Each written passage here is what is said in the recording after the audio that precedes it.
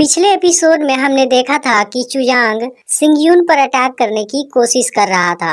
अब चुयांग की वजह से वहां की फॉर्मेशन टूट जाती है, जिसके बाद सिंगयून और चुयांग दूर जाकर गिरते हैं। इसमें चुयांग को ज्यादा चोट नहीं आती, लेकिन सिंगयून अब कमजोर था, इसलिए वह ज्यादा जख्मी हो जाता है। फिर चुयांग उठता है और सिंगयून से अपना बदला लेने के लिए उसे मारने जाता है, क्योंकि उसकी वजह से चुयांग को उसके ही विलेज से निकाल दिया गया था। तब सिंगयून कहता है कि मुझे तुम पर दया आ रही है, तुम आज भी वही बकवास हो। यह सुनते ही चुयांग गुस्सा हो जाता है और उस पर अटैक करने लगता है, लेकिन सिंगयून खुद को प्रोटेक्ट कर लेता है। फिर भी सिंगयून अब कमजोर हो गया था, इसलिए चुयांग उसे किक मारकर दूर फेंक देता है। इसी बीच हम देखते हैं कि स्पिरिचुअल तलवार का कंबाइन प्रोसेस कंप्लीट होने वाला है। अब चुयांग सिंगयून पर अटैक करने के लिए दौड़ता है, लेकिन अब सिंगयून की तलवार भी रेडी हो जाती है, जिसकी मदद से वह चुयांग की तलवार तोड़ देता है और उस पर अटैक करके उसे दूर फेंक देता है। अब चुयांग काफी हैरान होता है, क्योंकि सिंगयून की तलवार अब काफी पावरफुल हो चुकी थी। इसके बाद सिंगयून उसे मारने के लिए अपनी तलवार से अटैक करता है, लेकिन तभी चुयांग इस पर किसी सीक्रेट पावर से अटैक कर देता है, जिसके बाद सिंगयून की तलवार फिर से पूल के अंदर चली जाती है और सिंगयून कहीं नजर नहीं आता।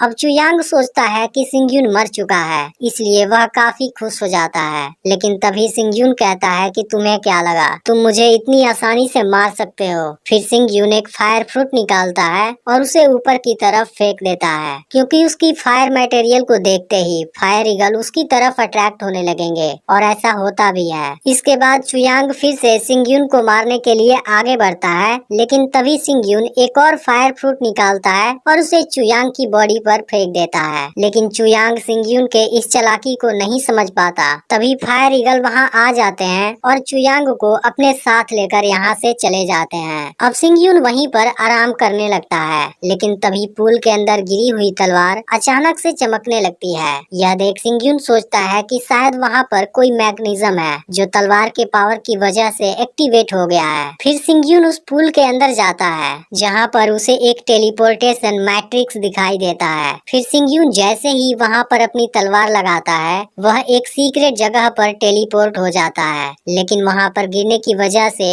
वह बेहोश हो गया होता है। इसके कुछ समय बाद सिंगयून होश में आता है, जहाँ पर उसे एक स्पिरिचुअल बिस्ट का अंडा दिखाई देता है। उसे देख सिंगयून समझ जाता है कि यह अंडा नॉर्मल नहीं है। फिर सिंगयून जैसे ही उसे लेने जाता है, उसे एक पावर रोकने लगती है, लेकिन तभी सिंगयून को वहाँ से स्पिरिचुअल लिक्विड गिरता हुआ नजर आता है, जिसे वह लेकर खा जाता है। इसकी पावर से सिंगयून की स्पिरिचुअल पावर रिकवर होने लगती है। यह देख सिंगयून समझ जाता है कि यह जगह बहुत ही स्पेशल है। इधर हम देखते हैं कि सियावोहू ने एक नया पैलेस तैयार कर लिया है। दूसरी तरफ सुई फैमिली के लोग काफी परेशान हैं, क्योंकि अब तक बहुत से फैमिली ने चू फैमिली को सरेंडर कर दिया है। इसके अलावा 100 ट्रेजर पवेलियन ने भी चू फैमिली के साथ एक कमर्शियल एग्रीमेंट कर लिया है। यह लोग कहते हैं कि हमें चू फैमिली को बहुत पहले ही मिटा देना चाहिए था। अब इन सभी बातों से चोंग काफी गुस्सा होने लगता है। तभी क्वान यू वहाँ आती है और कहती है कि गुस्सा करने की कोई जरूरत नहीं है, चाहे सिंगयून कुछ भी कर ले,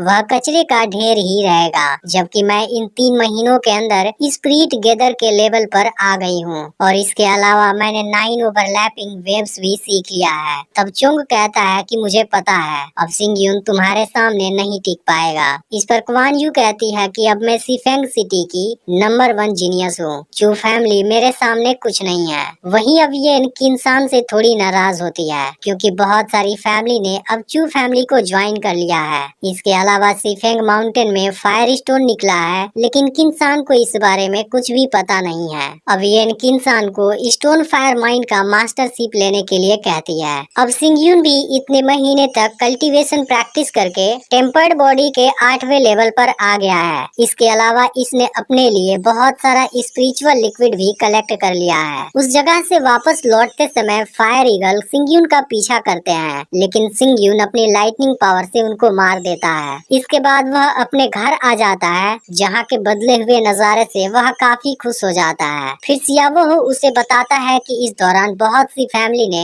हमारी फैमिली को ज्वाइन कर लिया है, लेकिन सिंग यून को वहाँ लियू सियान नजर नहीं आ रही थी। तभी अचानक से वह पूरी जगह हिलने लगती है और वहाँ के बिल्डिंग से फ्रोजन स्पिरिचुअल पावर निकलने लगती है। यह देख सिंग यून तुरंत अंदर जाता है, जहाँ उसे लियू सियान के पास एक लड़की नजर आती है। सिंग यून देखता है कि लियू सियान की फ्रोजन पावर काफी तेजी से एक्टिवेट हो रही है, जिससे लियू सियान को काफी परेशानी हो रही है। इसके बाद वह लियू सियान के पास जाने वाला होता है, लेकिन लड़की उसे मना करती है, पर सिंग यून नहीं मानता है और जैसे ही लियू सियान को टच करता है, उसकी पूरी बॉडी बर्फ में जमने लगती है। तब लड़की अपनी आइस फ्लावर से सिंग यून को वहाँ से फ्री कराती है और लियू सियान भी सेफ कंडीशन में होती है।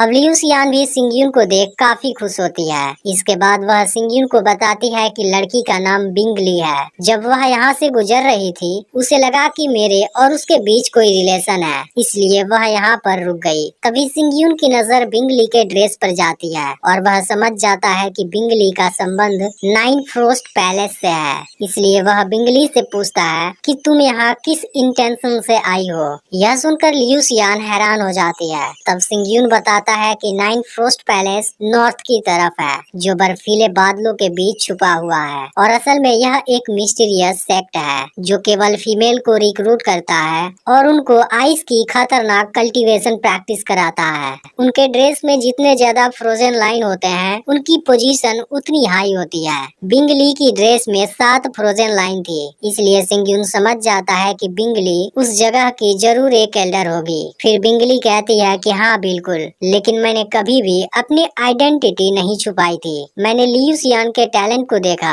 इसलिए यहाँ पर रुक गई और अब उसे नाइन फ्रोस्ट पैलेस का स्टूडेंट बनाना चाहती हूँ। इसके बाद बिंग ली एक रिंग निकालती है, जिसमें 5 मार्शल टेक्निक होती है। इसी के साथ उसमें हजारों स्पिरिचुअल मटेरियल भी होते हैं, पर बिंग ली उसे 5 मार्शल हाउस में एंटर करने के लिए कहती है, लेकिन इससे पहले वह उसकी डिसीजन भी पूछती है, पर खुद सिंग यून ही उसे मना कर देता है और कहता है कि इसमें सेक्ट का जरूर कोई दूसरा इंटेंशन होगा। तब बिंग ली कहती है कि सेक्ट के डिसीजन को एक्सप्लेन करने की मुझे जरूरत नहीं है। इस पर सिंग यून सियावो से बिंग ली को बाहर का रास्ता दिखाने के लिए बोल देता है। यह सुनते ही बिंग ली गुस्सा होने लगती है, जिसके बाद यह तीनों भी अटैक करने के लिए रेडी हो जाते हैं, लेकिन तभी बिंग ली अपने एक छोटे अटैक से ही यान को दूर फेंक देती है। लेकिन सिंग यून पर इस बात से कोई फर्क नहीं पड़ता है और वह अभी भी उसका सामना करने के लिए तैयार होता है। यह देख बिंग ली आइस फ्लावर से अटैक करने जाती है, लेकिन फिर लियू सियान बीच में आकर दोनों की फाइट रोक देती है, पर सिंग यून अभी भी नहीं मानता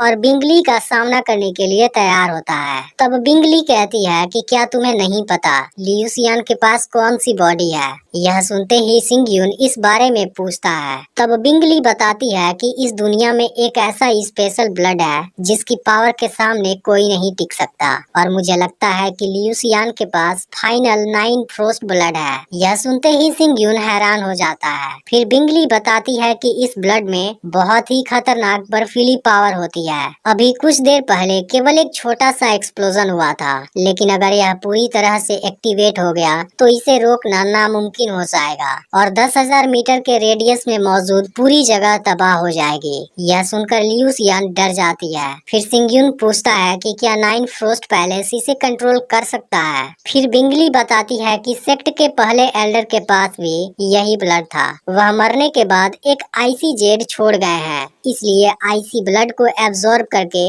लियू सियान की बॉडी में फ्यूज करना पॉसिबल है, जिसके बाद वह उसे कंट्रोल कर पाएगी। लेकिन इसके लिए उसे सेक्ट का स्टूडेंट बनना होगा और इसमें कम से कम 30 साल लगेंगे। इसके अलावा लियू सियान ने अभी तक कई बार अपने स्पिरिचुअल वेपन को एक्टिवेट करने की कोशिश की है, जिसकी वजह से उसकी आईसी ब्लड एक्टिवेट हो गई है, और अगर वह मेरे साथ नहीं गई तो 6 महीने के अंदर ही मर जाएगी। यह सुनते ही लियू सियान काफी डर जाती है। तब सिंग यून लियू सियान से पूछता है कि तुम क्या सोच रही हो, जिस पर लियू सियान कहती है कि तुम्हारे बिना 30 सालों तक रहना मर जाने के जैसा है। फिर सिंग यून पूछता है कि तुम यह क्या कर रही हो। तब लियू सियान चुयांग कहती है कि मुझे तुम पर पूरा भरोसा है। फिर सिंगयून भी कहता है कि अब चाहे कुछ भी हो जाए मैं तुम्हें कुछ नहीं होने दूंगा। लेकिन हम देखते हैं कि बिंगली इस बात से जरा भी खुश नहीं है। इसका अगला पार्ट भी बहुत ही जल्द अपलोड होने वाला है, इसलिए चैनल को सब्सक्राइब करके नोटिफिकेशन को ऑल पर सेट कर लेना। और अगर पिछला पार्ट मिस कर दिया हो तो लेफ्ट वाली वीडियो जरूर देख लेना।